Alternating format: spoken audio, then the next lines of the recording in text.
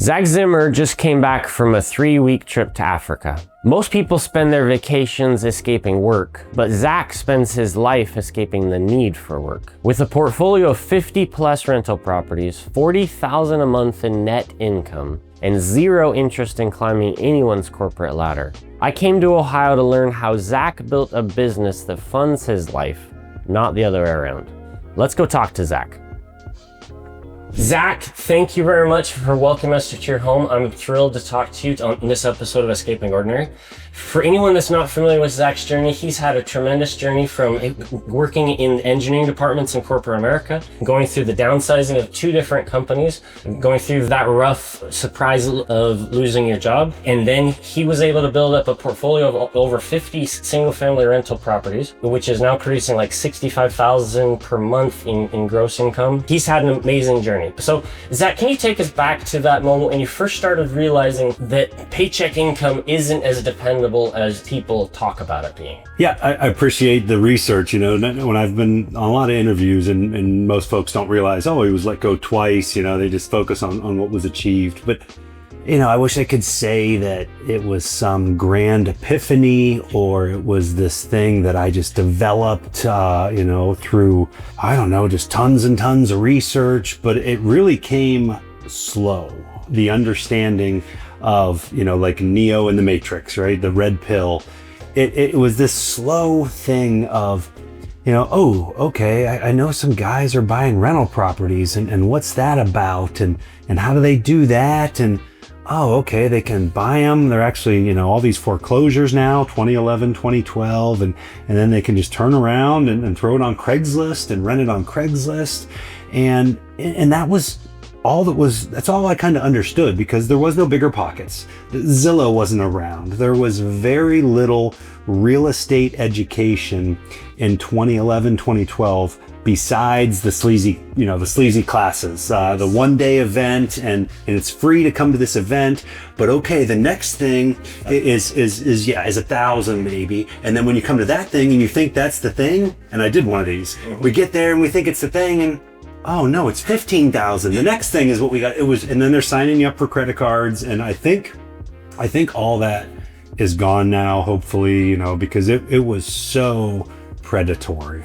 We went to one of these as more advanced people, and we were by far the most advanced in the room. But it was a Kevin O'Leary, you know, Dean Graziosi. You know, we went and, the next one, it was free in Cleveland, and the next one was in Columbus. And me and my buddy were like, oh, we love a weekend in Columbus. And I got enough hotel points from all my travel. And we go there, and we thought that was where we're going to learn something new. And it was, no, the next one is 15,000 that we send you to. And then they're opening up credit cards in the back of the room, and they're getting, you know, particularly like minority folks, like woo, hooting and hollering, like, oh yeah, I'm gonna be a millionaire, and all you gotta do is charge this 15,000 in your first wholesale deal, you're gonna be able to pay off your credit card. And they were suckering these people, horribly predatory, and they didn't even try to pressure us because they knew, you know, these guys aren't gonna buy this course.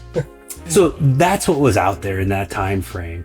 And you know, so fortunately we didn't have any of that. We just learned through like watching Craigslist, like, oh, we can buy these properties for $40,000. We can put them on Craigslist for $850, $900 a month. And okay, yeah, I can get my loan, and I'm gonna cash flow, you know, $300 a month. And so that's what it was. Now, before I had money, my father did pretty well, family business, my grandfather started, right? So I went to the dad bank. And I went to my dad with a proposal of a duplex in Canton City that I'd come across. And, you know, it was, you know, now in hindsight, right, it was C-, D+, probably, yeah, D+. And, you know, I ran the numbers. Okay, each side rents for $450 and I can buy it for, I don't know what it was, but I remember I put the whole thing together and I sent it to my dad and got on the phone with my dad and stepmom, and they turned me down. And I was like, what? You know, you guys just don't get it. Like, this is going to be great. And I'm so thankful they turned me down, because had they given me that loan, I would have bought that Canton City D duplex and probably not done anything that I've done that's given us everything we have, because it probably would have been a bad experience, right? Transient people in duplexes in a D-class area, Yeah, the numbers say you're going to cash flow 200 aside, 400 or 500 a month. But when you look at just the, kind of the level of wear and tear in a D class and just transient nature. So fortunately they turned me down, and you fast forward about 6 months till I got my bonus. I was an engineering manager at the Timken company, steel manufacturing. That's kind of what I came up with my degree in manufacturing engineering. And I got my bonus. It was about maybe $20,000. And I was like, okay, well, Huntington wanted to give us as many loans as we wanted, right? We were double income, 2 W-2s. So at that time, we were making maybe about 105,000 between the two of us, 60-40, something like that. And yeah, they were like, yeah, you want loans? Go get it. And so got a 30-year fixed, 10% down. And that was buying a house that back then the banks were putting all the money into. They needed to move these, so they were doing paint, they were doing carpet, they were doing kitchen, like they were making these things so they could get them off the books. And so that was a $40,000 1,600 square foot, 3-bed, 1-bath in a nice, let's call it blue collar.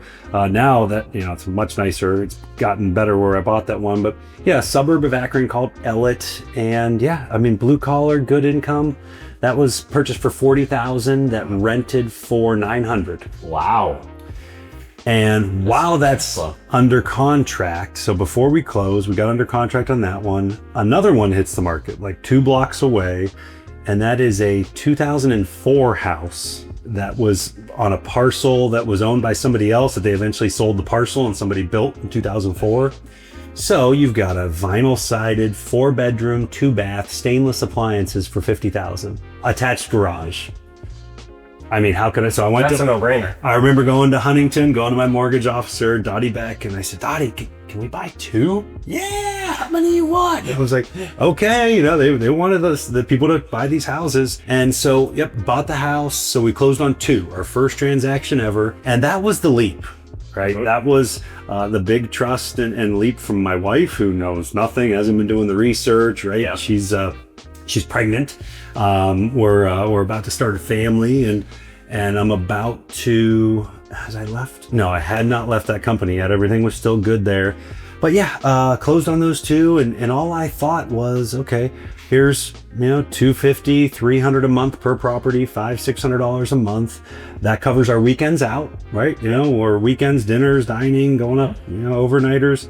And in 18 years, I can sell those houses, and that's a big chunk of college. Yeah. Right? Because at that time, I was still, gung-ho college. Yeah. And I was like, okay, now I don't have to worry about saving for 529s and all these houses. Like, that's a college site. Exactly. Nowhere in my mind was it, oh, you could retire on this and you could replace it just wasn't there, and there wasn't the philosophy and the teaching and any of that out there. And so that's it. Bought those 2, put in some tenants, and was like, okay, that's it. Mm-hmm. Nice. $500-$600 a month coming in, and in 18 years we'll sell this for college. Okay.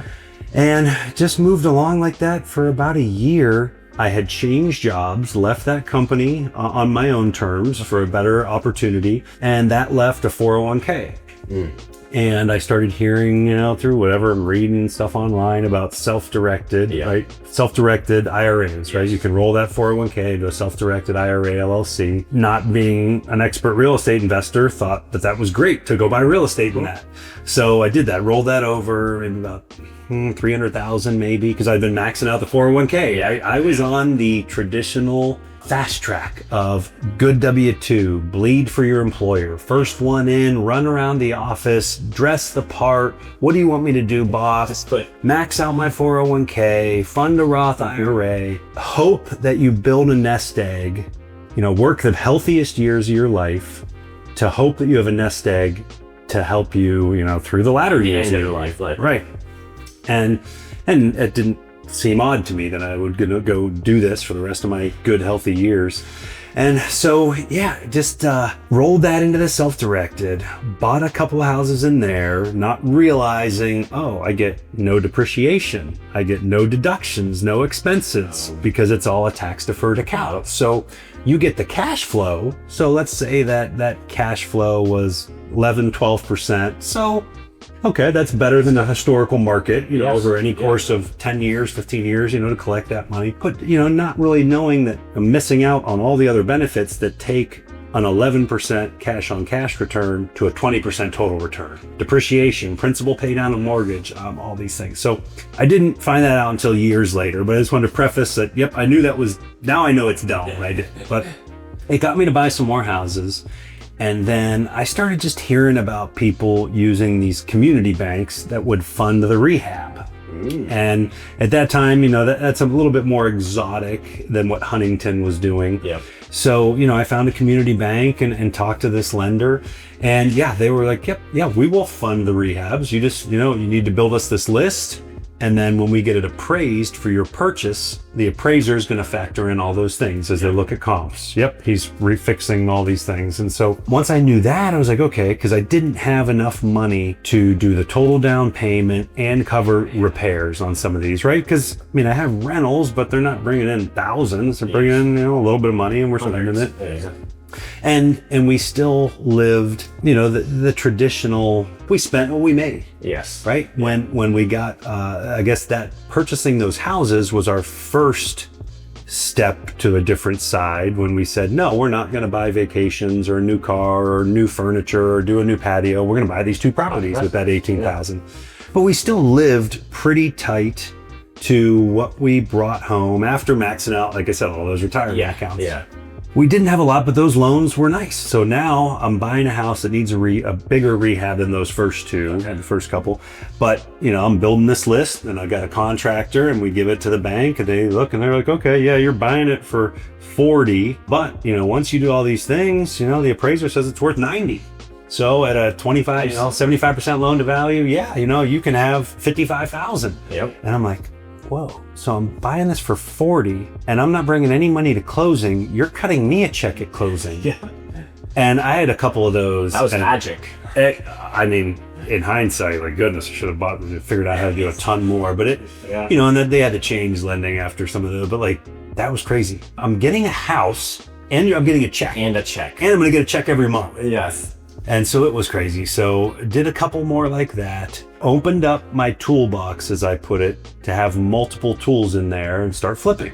Mm-hmm. Right. So I learned this in continuous improvement, right? When we talk about problem solving tools in engineering and in operations, right? There's all sorts of different problem solving tools and you want to have different tools in your toolbox. So in real estate, if all you know how to do is buy and close a rental, you have one tool, right? You have a hammer. Yeah. So when you're trying to grow your business or start a business all you're looking for are nails.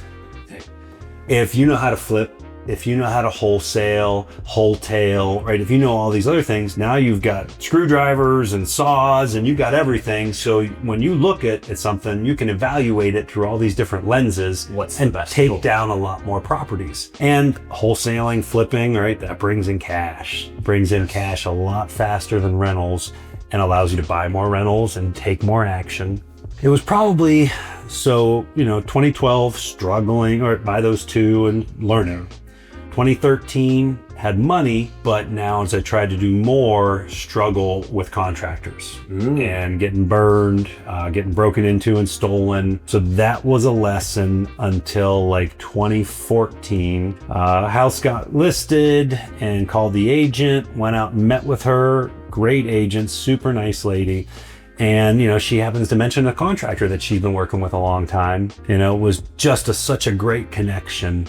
And between, with her now becoming my agent and with that gentleman, I mentioned Larry Chapman, I talk about him all, I'm like he's the biggest reason for my success. Really?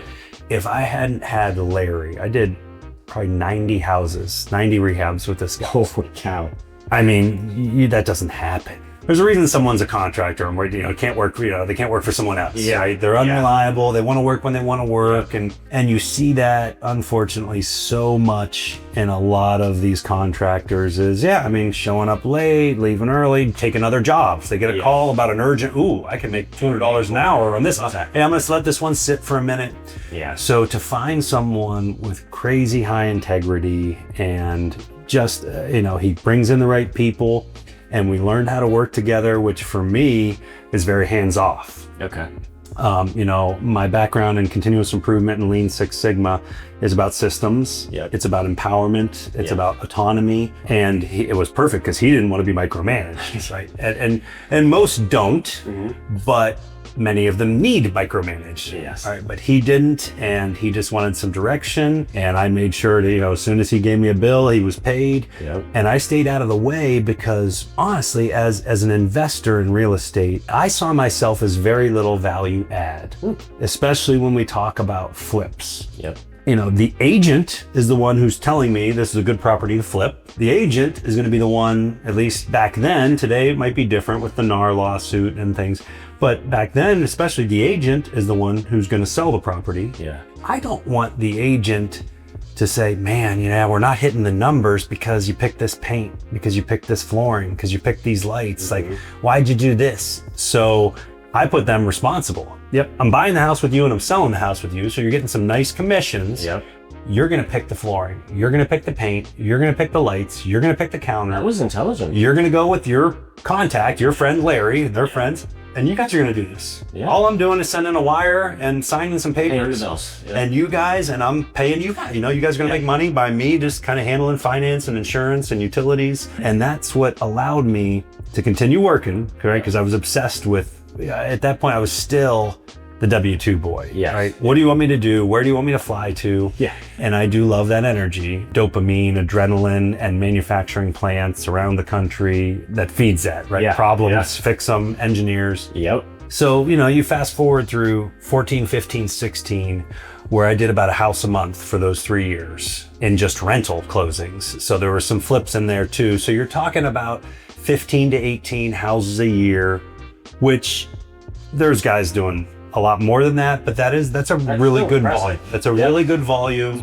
especially having a job at that time. Two toddlers, right? We got a toddler and an infant, or two toddlers. Our girls are 13 months, 14 months apart. We have a lot of responsibilities. I got 16 engineers around the country I'm flying around to. So I needed at least the flipping to be passive. Yeah. The rentals with my lease option strategy, right? I do all these lease options where they can buy the house at any time. There's no end of contract. I'm not doing anything predatory. They have forever. Yeah. And I do lease options not because I want to sell the home, but because I want an owner-occupant mindset. I don't want a transient tenant mindset. Back to those duplexes, right? Yeah. And I explain this to everybody up front. I say, hey, if you're pre-approved for a loan, you don't want to do a lease option. Like, you're going to pay a lot in rent, go buy a house. If you're tired of moving because your landlords keep selling their homes because COVID, right? The prices shot up. Yep.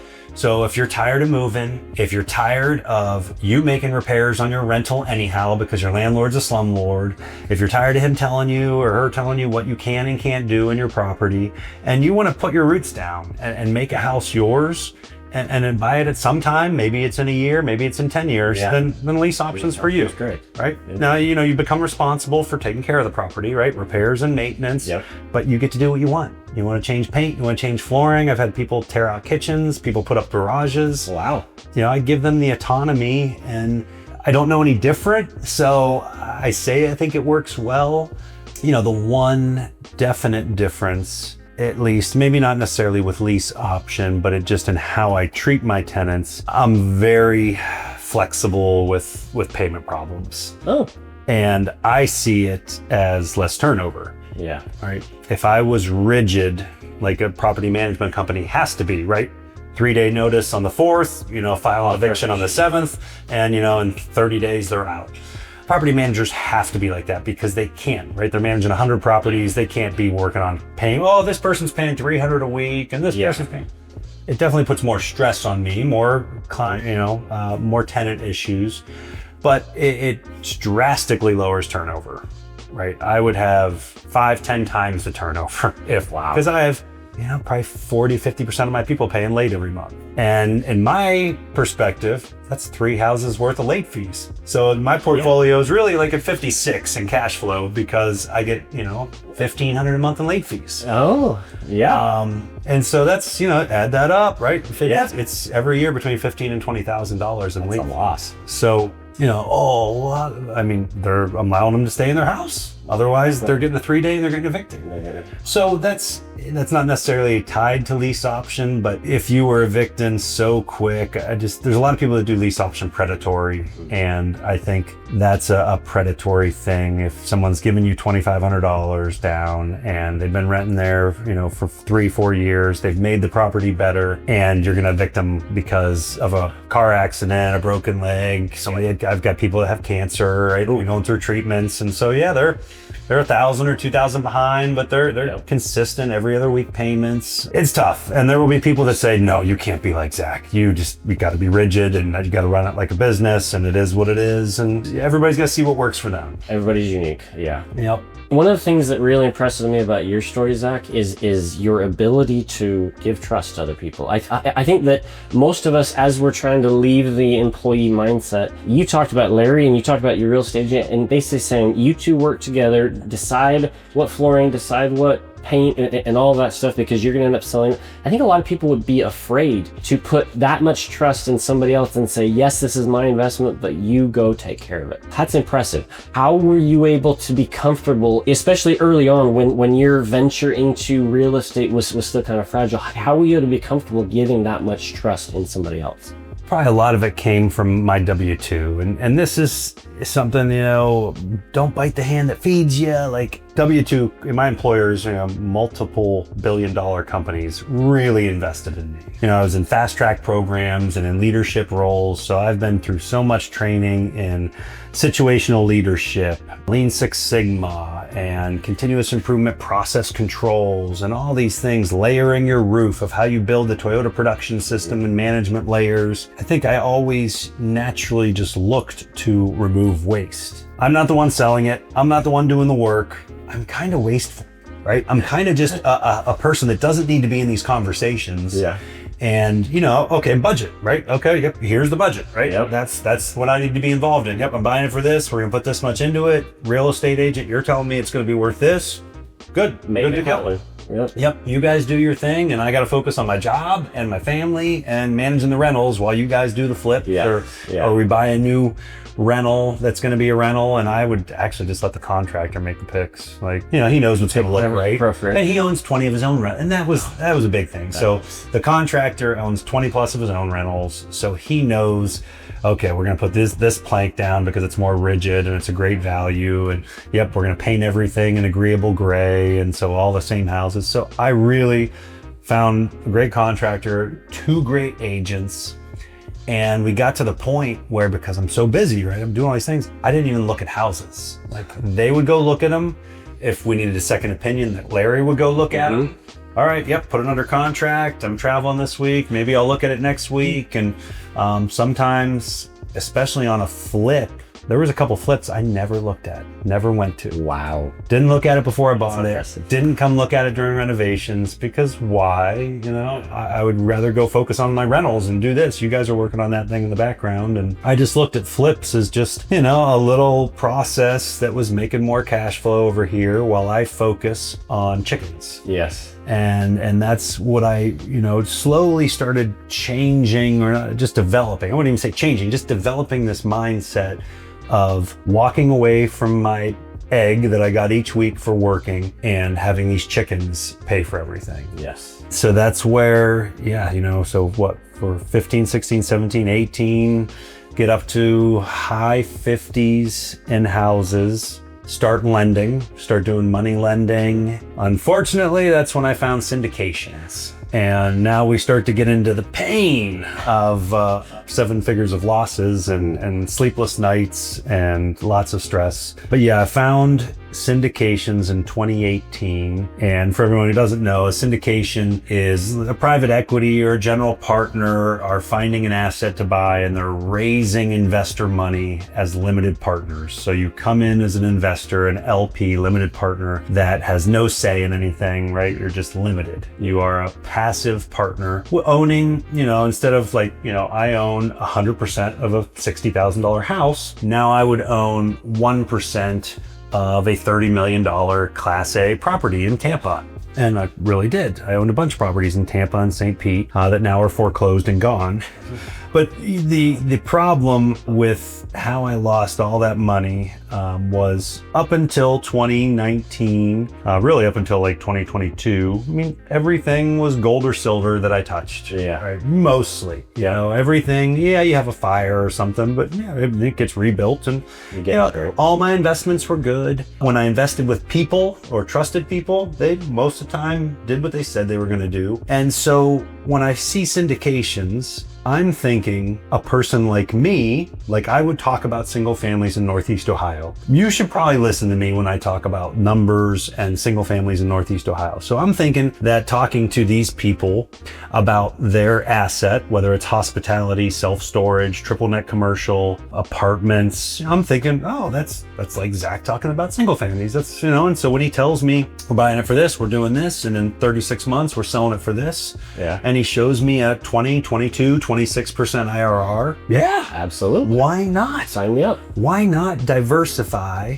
into these nice, sexy things, right? A-class Tampa, golf course, winery resort, Jersey, Texas, Missouri, Alabama. Oh, just, and in my mind, a little bit's kind of like, that's cool, Yeah. Now, when people, I own resorts, I own golf courses, I'm in Class A, down on the water, ocean in Tampa, instead of, I own, 50 Akron houses, I've got blue collar tenants in them. And yeah, I did my first couple syndications in 2018. And this was, I've got 50 some properties. I feel like, hey, I'm pretty hardy here. Yeah. Like, let's diversify. So we're going to now become passive, limited, which I like. Yep.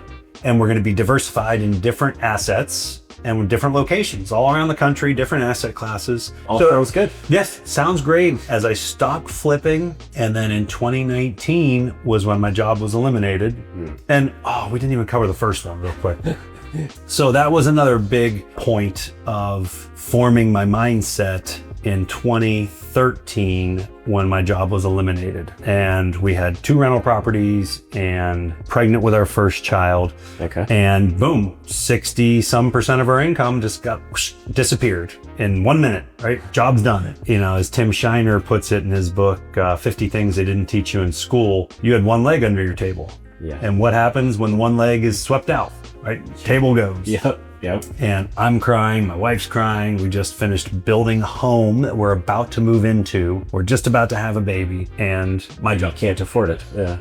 So fortunately, again, pretty good employee, right? The degrees, the experience, I landed really quickly. That experience always was there. Yeah. And I think subliminally, until it, really functionally hit me, like, I'm not going to let that happen again. I'm going to put 100 legs under my table so that you got to come through with an army to sweep them out right now. Yeah. And so that's what it was. It was building all that up till when in 2019 my job was eliminated again. I was going to try to work till 2020. That would have been 40. So that was my objective, is work till 40. But in 2019 my job was eliminated. And it's funny, it was a couple weeks prior, or maybe a couple months prior, when I'm in my bank accounts every morning just looking at things, moving in, moving out, right? Now I'm a professional money mover. I just move money around. I remember seeing this pending deposit, and I'm like, what is this? Like, I don't recognize that number. And I'm racking my brain, I'm looking at it, and I'm like, okay, I got this, I get some loans out, I get some payments, I got this, and I'm sitting there for like 5 minutes. Oh my goodness, that's my payroll. That's my paycheck. So you didn't even recognize my paycheck. Because it was just really that's a good position to be in. And so that's when it kind of hit me. And I remember my best friend, I told my best friend many times, like, I'm going to quit my job.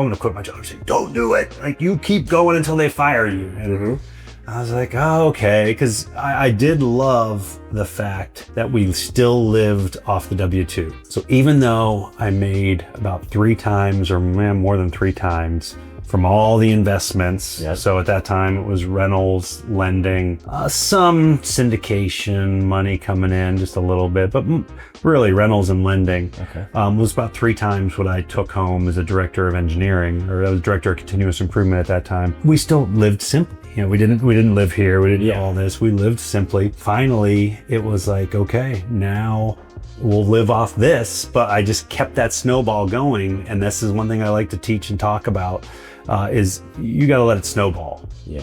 And, you know, I'll run into so many young guys at RIA meetings or different meetups. Oh, you know, I did a couple wholesales. Man, I made $10,000 wholesale and I'm quitting my job. I'm just going to hold. I'm like, horrible decision. Horrible. Like, okay, now, even if you are going to continually be able to wholesale, which is risky, Yep. you're going to live off all that. So where's your investment money? Yeah. Where's your money to live? You know, no, you live off your W-2 and you start this snowball and you hold on to that W-2 and live below your means as long as you can until that snowball just can't be stopped, right? It's rolling and it's going to keep getting bigger even if you take chunks out of it. Until you don't even recognize your own paycheck. Yep. It'd be interesting to know how much longer I would have kept it.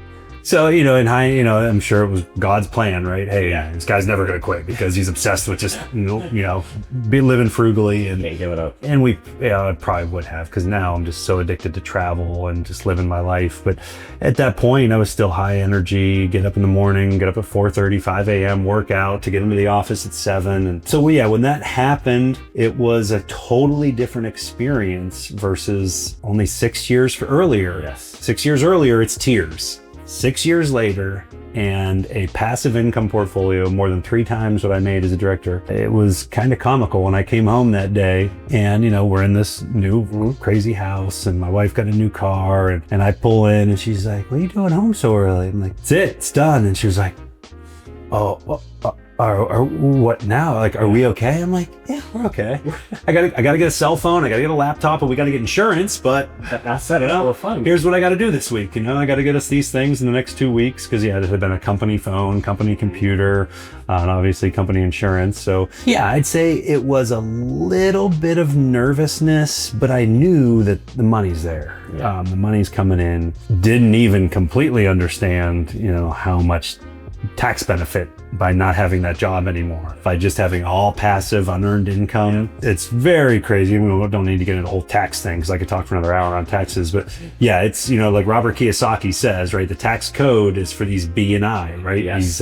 These business owners and not the workers and the self-employed. Yep. And it's very nice once I think they say something like 90% of the 6,000 page tax code is how to deduct, that employees can use. Yes. But so, real quick on syndications. So that's when I started pushing heavy into the syndications because it just, I don't know, it seemed so sexy. And that was just a hot time for syndicators in 2019, 2020. Everyone was finding out that they could invest in real estate passively around the country and everybody's talking about it. And so everybody came out of the woodwork. Everybody it would have been like me, I've flipped 3 houses. I'm going to raise $10 million and become a house flipper. Yeah. And unfortunately, I seem to find a bunch of those characters. Yeah. So I went into like 25 syndications, like 2.5 million, 3 million. That has now become, you can't do anything about it. It is what it is. Like it's pregnant. I can't just take my money back. So you wait and see, but it's going to probably be more than a 50% loss. Ooh.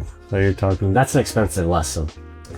It is, and what my real good buddy, who's a big Tony Robbins guy, we're out golfing, on a Tuesday or something, and I'm just, I'm just bitching right now. This is, I'm gonna lose 100 here. I got this thing. I got this lawsuit. The SEC shut down this one because it was a Ponzi scheme. And he goes, Zach, it's a Tuesday.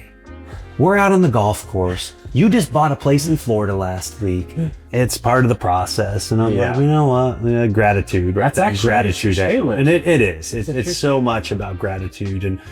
And I'm probably predisposed, and I know because I hear it from my wife, you only think about the bad. I'm predisposed to really focus on the negative. And, some of it goes back to W-2, where it was find the waste, find the problem. Right? There was had to be a problem everywhere. We can always improve. And so that just ingrains with frugality of not wanting to lose money. So when you combine continuous improvement with frugality and want to grow, invest, it just has really honing in and focusing on losses. Absolutely. It definitely builds a certain mindset, right?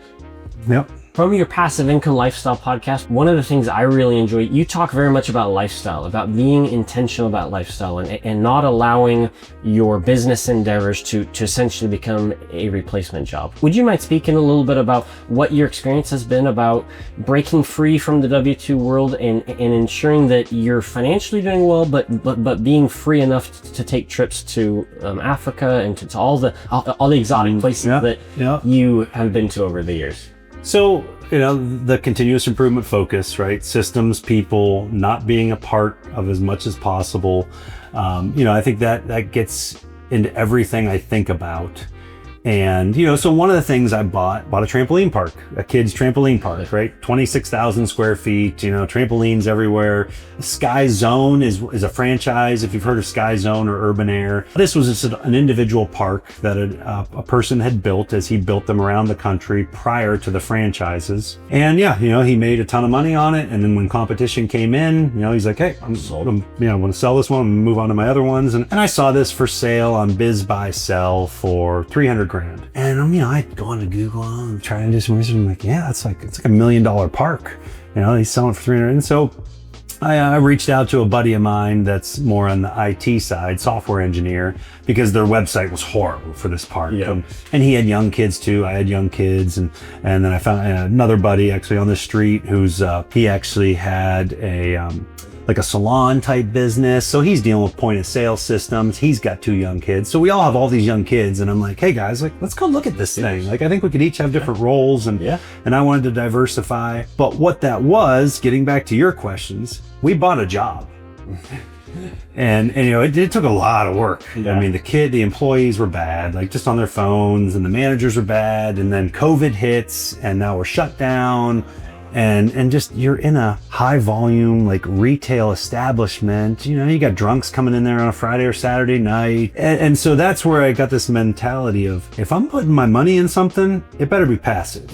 Because I can go get a job. I can go get a good job somewhere. I can go get a 6-figure job if I want to have a job. But if I'm going to put my money in something, it needs to be passive. So that's why I did a ton of syndications, and now I've learned my lesson there. With everything I do, it's about it being passive, right? How passive versus the return of this. And there's a sliding scale, right? Lease option rental properties. Somewhat, it's not passive, but it's somewhat, right? It's not like treasury note, right? But you look at the yield difference, right? A 26% cash on cash return versus a 4%. So, I try and look at things in that threshold of, returns and passivity. And, I'm starting to sell and think about selling more. I'm starting to get more into the market and into, some dividend things, because hopefully one of my daughters, takes an interest in real estate and can eventually start running the business. But, I know I don't want to be 20 years and still have, 50 some rental properties that I'm the contact for. And okay, people, Zach, why don't you have property management? Okay, but do I want to give up $5,000 a month when there are months that go by with, just some text messages here and there? I went to Africa for 3 weeks, right? I had nothing in Africa. I had, maybe a couple text messages or a phone call. And I came back from Africa for 7 days and went back across the Atlantic again and went to Scotland for 10 days. Me and my wife and family. And that's awesome. And so, so I can spend 5 weeks out of the course of 6 out of the country and not much. So why would I want to spend, you're talking 60, 70,000 a year on property management when it's not that much? But I'm always looking for, and I've tried everything. I've automated e-com stores, Forex trade-in. I've tried so many things just to see the mix between passivity, return, and I'll keep trying things. But focusing on that lifestyle, because my time, the only thing we spend without knowing it, right? And we can't get it back. My big thing now, my biggest focus is health, biometrics, fitness. That's what I spend more time in a day, kind of like the Netflix guy, Brian Anderson, the guy who's devoted.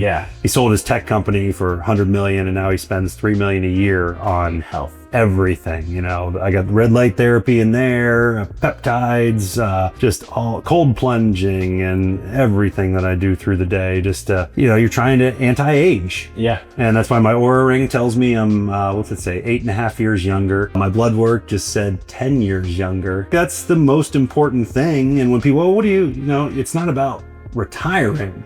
It's about choosing something different to work on that hopefully is more impactful than putting money in shareholders' pockets at a job. And so your health, fitness, and family, right, should be, you know, the top things you get to spend your time with. Wow. That's absolutely true. Zach, you have an amazing story. You've taken some negative experiences in life, you've turned them around into something very positive. You've been able to look at people and understand people and realize if I can get a longer term tenant, a more owner mindset tenant, I'll have less text messages when I'm in Africa. You've been willing to diversify into other things, and at times they've succeeded, at times they haven't succeeded, but that's part of education. And now you're in the luxury position of being able to focus on time and on health and on what really matters to you. This has been a tremendous conversation, Zach. Thank you so much for sharing your experiences with Escaping Ordinary. And remember, everybody, ordinary is optional, and we will see you next time. Thanks for having me. Yep.